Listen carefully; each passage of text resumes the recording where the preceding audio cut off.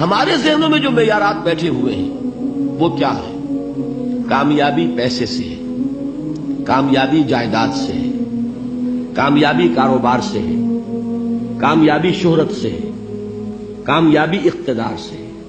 یہ معیارات ہیں. جو جتنا دولت مند اتنا کامیاب، جو جتنا مشہور اتنا کامیاب، جو جتنا پاپولر اتنا کامیاب، جو حکومت پر پہنچ گیا کامیاب، جس نے بڑا کاروبار جما لیا کامیاب، جس نے بہت جائیداد بنا لی کامیاب. یہی ہے اصل میں ساری بس کی گانٹھ. جو تصور کامیابی کا ہوگا اسی کے مطابق آپ کی بھاگ دوڑ ہوگی، اسی کے لیے جد و جہد ہوگی، اسی کے لیے توانائیاں صرف ہوں گی، اسی کے لیے دن رات کی مشقت ہوگی. یہ ہے اصل شے جس کی یہاں نفی ہو رہی ہے.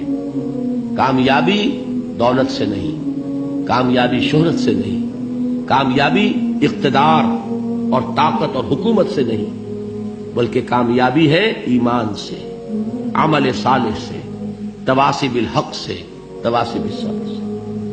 آپ غور کیجئے اس نقطہ نظر کا، اس ایٹیچیوڈ کا، یہ جو مینٹل ایٹیچیوڈ ہے اس کا بدل جانا ہی انسانی شخصیت کے اندر انقلاب برپا کرے گا. اب آپ کا نتیجہ کیا نکلا؟ اگر تو دولت سے کامیابی ہوتی تو قارون بہت کامیاب تھا، اگر حکومت سے کامیابی ہوتی تو فرعون اور نمرود بہت کامیاب تھے. کامیابی ان سے نہیں ہے. کامیابی انسان دولت میں قارون کی دولت تک پہنچ جائے اور دنیا میں دبدبہ اور اقتدار اور سلطنت اور حکومت کے اعتبار سے وہ نمرود اور فرعون کا مقام حاصل کر لے، وہ ناکام ہے، خائب ہے، خاسر ہے، برباد ہے. اور ابو ذر غفاری کامیاب ہے، چاہے ان کے پاس کچھ نہیں تھا، جھونپڑی تک نہیں تھی، کوئی گھر نہیں تھا. حضور نے فرمایا ہے اللہ کے کچھ بندے ایسے ہوتے ہیں جو کسی محفل میں جانا چاہیں تو انہیں اجازت نہ ملے، جو کہیں اگر رشتہ کرنا چاہے کوئی ان سے رشتہ کرنے کو تیار نہ، کہیں کوئی سفارش کرنا چاہے تو ان کی کوئی بات ہی نہ سنے. لیکن اللہ کے ہاں ان کا وہ مقام ہے کہ اگر بھولے سے بھی کسی بات پر قسم کھا بیٹھتے تو اللہ ان کے قسم کی لاج رکھتا ہے.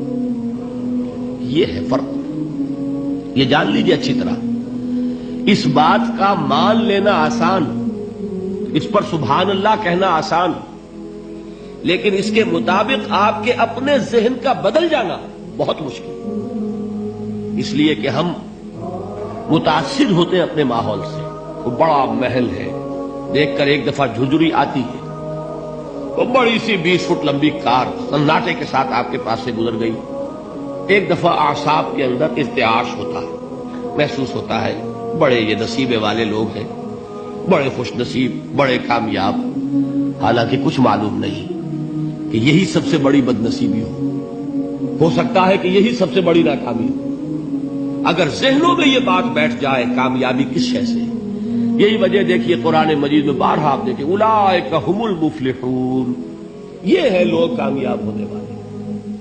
آج ہی آپ نے نماز میں وہ آیات سنی، یا ایھا الذین آمنوا ارکعوا واسجدوا واعبدوا ربکم وافعلوا الخیر لعلکم تفلحون. اے ایمان والو، رکوع کرو، سجدہ کرو، اپنے رب کی پرستش اور بندگی کرو اور اچھے کام کرو تاکہ تم کامیاب ہو جاؤ. تو کامیابی کن چیزوں سے ہے؟ یہ ہے سب سے بڑا سبق. یہ ہمارے دل میں اگر بات بیٹھ جائے، ٹھک جائے، تو زندگی بدل جائے گی.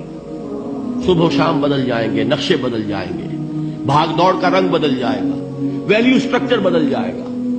آج وہ ایک چیز نہایت اہم نظر آ رہی ہے، کل نہایت غیر اہم نظر آئے گی. جیسے کہ حضور کی حدیث ہے مالی ولی الدنیا، مجھے تمہاری اس دنیا سے کیا سروکار ہے. انما مثلی کراکب استظل تحت شجرۃ ثم راح فترکها، میری مثال تو اس سوار کی سی ہے جو تھوڑی دیر کے لیے ایک درخت کے سائے میں ٹھہرتا ہے سستانے کے لیے، پھر وہ اپنا راستہ لیتا ہے. اسے اس درخت سے مستقل تعلق اس کا نہیں ہے، وہ اس کا گھر نہیں، وہ اس کی منزل نہیں. اسی طرح یہ دنیا میرا گھر نہیں ہے.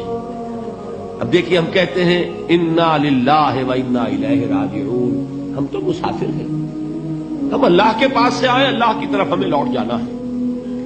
کن فی الدنیا کانک غریب و عابر سبیل، حضور فرماتے ہیں دنیا میں ایسے رہو جیسے کہ تم اجنبی ہو یا راہ چلتے مسافر. لیکن یہ طرز عمل کب ہوگا؟ جبکہ یہ آیت ہمارے ذہنوں کے اندر بیٹھ گئی ہو. والعصر ان الانسان لفی خسر الا الذین آمنوا وعملوا الصالحات وتواصوا بالحق وتواصوا بالصبر. یہ ہے اصل بات جو میں نے عرض کیا تھا کہ میں بتاؤں گا صحابہ کیوں ایک دوسرے کو یاد دلاتے تھے. اس لیے کہ دیکھیے جیسے برف باری اگر ہو رہی ہو، آپ باہر نکلیں گے تو برف آپ کے کپڑوں پر جم جاتی ہے نا، تو آپ جھٹکتے ہیں کپڑوں کو تاکہ برف ہٹ جائے. ہمارے ایمان پر اس دنیا میں رہتے ہوئے جب ہم متاثر ہوتے ہیں ماحول سے تو گردہ آ جاتا ہے، برف پڑ جاتی ہے، اس کو جھٹکتے رہنے کی ضرورت ہے. اور وہ جھٹکنے کی بہترین اور مؤثر ترین شکل یہی ہے کہ یاد رکھو کامیابی ان چیزوں سے نہیں ہے. چمک دمک جو ہے دنیا کی، یہ ساری چمک دمک جو تمہیں رجھا رہی ہے، جو تمہیں اپنے اندر گم کیے ہوئے ہے. یہ لفظ گم پر اقبال کا وہ شعر یاد آ گیا کہ کافر کی یہ پہچان کے آفاق میں گم ہے، اور مومن کی یہ پہچان کہ گم اس میں ہے آفاق. تم گم نہ ہو کر رہ جاؤ، اس میں مبہوت نہ ہو کر رہ جاؤ، مرعوب نہ ہو کر رہ جاؤ. دنیا ہی کی محبت تمہارے اوپر ڈیرے نہ ڈال دے، تمہارے دلوں کے اوپر مسلط نہ ہو جائے. لہذا تازہ کرتے رہا کرو والعصر ان الانسان لفی خسر الا الذین آمنوا وعملوا الصالحات وتواصوا بالحق وتواصوا بالصبر. پھر یاد کر لو، پھر تازہ کر لو اپنے اس یقین کو کہ کامیابی دولت سے نہیں، کامیابی ثروت سے نہیں، کامیابی اقتدار سے نہیں، کامیابی شہرت سے نہیں، کامیابی جائیداد سے نہیں. کامیابی ہے ایمان سے، کامیابی ہے عمل صالح سے، کامیابی ہے تواصی بالحق سے، کامیابی ہے تواصی بالصبر سے. یہ چار چیزیں ہیں کہ جو کامیابی کے لوازم